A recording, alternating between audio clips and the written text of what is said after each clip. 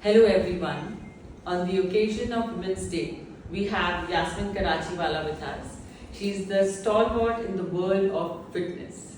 Everyone has heard her name. She's the one who brought Pilates to India. So let's talk to her and know how was the journey. So hi Yasmin. Hi Suman, thanks for having me here. So I wanted to know how did you start and how did you think of Pilates and how did your journey start? So it's a really funny story. I was the laziest child growing up, and like literally, my mom would tell me, "Get up and go get yourself a glass of water," because I would not go to the kitchen, ask someone to get a glass of water for me. When I was growing up, I remember I was in my teens, and one of my friends started dating someone, and she wanted to lose weight and look good, so she forced me to join this gym with her because they had a fantastic deal, two for the price of one, and she emotionally blackmailed me, and so I went with her. She knew exactly what she wanted to do because she was dating someone. I was just doing nothing. She went and started working out. I was loitering around the gym, didn't know what to do. Saw some people in a room. It said aerobics room, but they were dancing. I said, "Oh, I'm a great dancer." Went in there and made a complete fool of myself because it was coordinated aerobic class and I was so uncoordinated. I was embarrassed at the end of the class because everyone's given me the dirtiest looks, like, "Why are you here? You don't belong."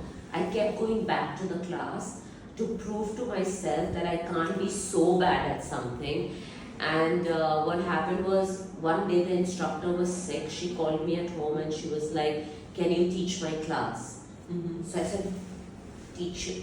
So I said, "Okay." I went, I put the thing. I was very confident as a child. I thought I could do everything fantastically well. I went and I taught the class, and I was as surprised as the people I was teaching. And when I finished college, the same instructor encouraged me because I was going to the US for something, and she said, "Why don't you go do a training and aerobics, certification and that." And That's how it started. Wow. Yeah, this was over 30 years ago. Wow. And once I had my kids, I felt like I needed to lose that. You know how we have children and that Yes. belly fat doesn't go, whether you do 1,000 crunches or you kill yourself in the gym. And I went online finding what's good for the abdominals, what's good, and Pilates popped up. And I just called the studio. That was the No, that was about over 15 years ago. Okay. I think in 2007. Okay. And I called up the studio in America and I said, "I want to come and learn Pilates," and that's how the journey So you began. went all the way to US. Yeah. Yeah, all my certifications have been done in the US, and I think that's the reason I'm still surviving this industry after 30 years. You know, funnily so one of my idols was Jane Fonda. Yeah. And I used to just read her books and do her exercise every morning. That's from how the we- age of 12. Yeah, that's, oh really? Yeah. Wow. I used to just open a book and exercise. At the age So- of 12, I was eating patata vadas and samosas. I was always in this. So when I remember when I saw someone showed your pictures of those forms, my God, I just remembered her again. So imagine you've become another Jane Fonda for India. Really. Let's hope so. Yes, no, you're doing fantastic work, having so many branches. So from there, now where have you come? How have you expanded yourself? So I actually, when I came back from the US, my first time I gave my exam, I actually failed because the passing percentage was 75 and above. Oh. I think 80, and I got like 2-3% less. So I had to go back and redo the certification and my exam, and I luckily cleared it the second time. But when I came back to India, it was like a hobby because I then came back and I did teachers training, and I was teaching in a school for 7 years, kindergarten. I used to teach in the morning and train in the Exercise. No, school kids. School. Yeah. Oh. Yes, that was my passion, Oh my to be a God. teacher. So I used to teach in a school in the mornings, and I used to work out in the evenings and take classes. And that was like pocket money. I enjoyed it. But what happened was, people started asking a lot of questions. Nutrition, what should I eat? I had no clue. I used to eat everything that I could see or get my eyes on. I was like a big foodie. They used to call me a garbage can because I could eat anything. So with that came responsibility. And then I started reading up a little bit on nutrition. I started trying to change the way I ate, not much. But like I could go to a Chinese restaurant and eat that whole noodle bowl by myself. Oh my God. And a chili chicken and hot and sour soup. So that's how much I ate. But as people started asking me more and more questions about what can we eat, what can't we eat, if I didn't have any control over what I ate, how could I give them? So I started getting more interested. And then once I had my children, I did a course on personal training. I became a personal trainer, and then of course I became a Pilates instructor much later. And with that, you have so many industrialists and the Bollywood personalities coming to you. Right. To name a few, I know everyone has seen, but if you would like to name. No, it's okay. Of course, everyone knows. And so, what are the challenges? Did you face any challenges in this journey being a woman? Not being a woman, I didn't face any challenges because I never thought that women are less than men, because I think we need to know we are as much, if not more. We are multitask. Yes.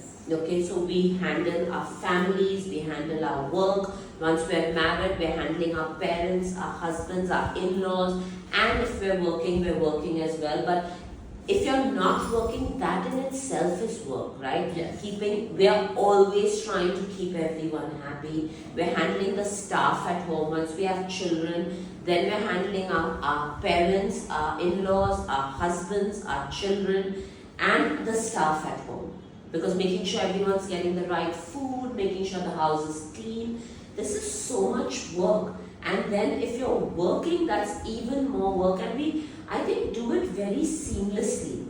Like we do it so seamlessly, and I think that's why it's so important for us to take a moment for ourselves. Right? And Yeah, so my next question was that only, that how have you beautifully managed your work, as you mentioned, your work, your house life, being a daughter, being a wife, mother, housewife, and daughter-in-law, Yeah. sister-in-law, I think, and plus a trainer. Plus, I think it's, when you are a Pilates trainer, you're running so many centers, it does not only stop being a trainer, you're actually an entrepreneur.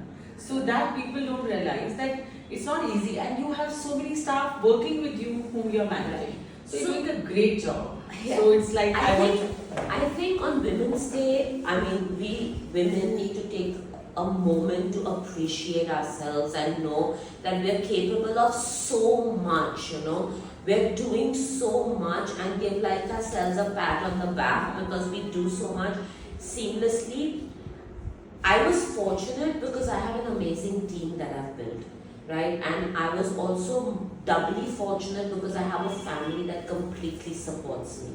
So my first luck was that my family supported me. Yes. When I got married, my in-laws supported me to do whatever I wanted to do. When I had my kids, I used to give them quality time, not quantity time. I was home when they came home from school. I would send them to school in the mornings. I was there if they ever had like a toothache, or I would leave everything and be available for them, so they knew that even though mom works, mom is there for us. It wasn't like my phone can be on D&D like all us women, but the kids will be breaking through all those barriers. So I think when you make people feel important, they allow you to flourish. Yes. Right? Beautiful. And then once I had that support from my family, then I built a team which is very, very strong. The way to build a team that stands by you is to give each person respect. You respect them, they respect you. It's a give and take. And when your team is that strong, then you have centers all over. And when your team is strong, then you can grow, you can flourish, you can be happy. And I think what both of us do is we are passionate about our work. And we are giving so much to the world. Yeah. You see, it's a lot of giving, like when you are... I think that's the side effect of what we do. Right? So great. So what message today would you like to give to everyone? I think And I'm all getting the young a women lot there. of messages. The first one is we hear so much about self-love, self-love. It's not like looking in the mirror only and telling yourself, I love you. But it's taking time for Off, yourself. yeah, off Yes, the yeah. clothes. Taking time, looking after your mental and physical health, because once you're healthy, you're going to be able to give so much more to all the people that need you. Yes. And appreciate the work you do. If you're a housewife, that doesn't mean that you don't work. You're working at keeping your house in check, keeping your house happy and healthy. You're making sure that everyone around you is happy, and to do that you need to focus on your own happiness. Spend time in the day to do something that makes you happy. No, that's a beautiful message, guys. So here we have Yasmin, who is so successful, but does not neglect any aspect of her life. First is, of course, her own happiness and her family, her kids, everyone. And that's how we have flourished to this level. So here is the message for you, and all the best, Yasmin. And I'm Thank you sure so you much. can keep it motivating and thousands and crores of people to do fitness. And I love your, and next year I'm joining you for your retreat. Yes, I promise you. and guys, if you don't know, Suman and I have 3 centers together in Matunga, Tardeo, and Juhu. And my slogan is, be fit because you deserve it. Thank you so much.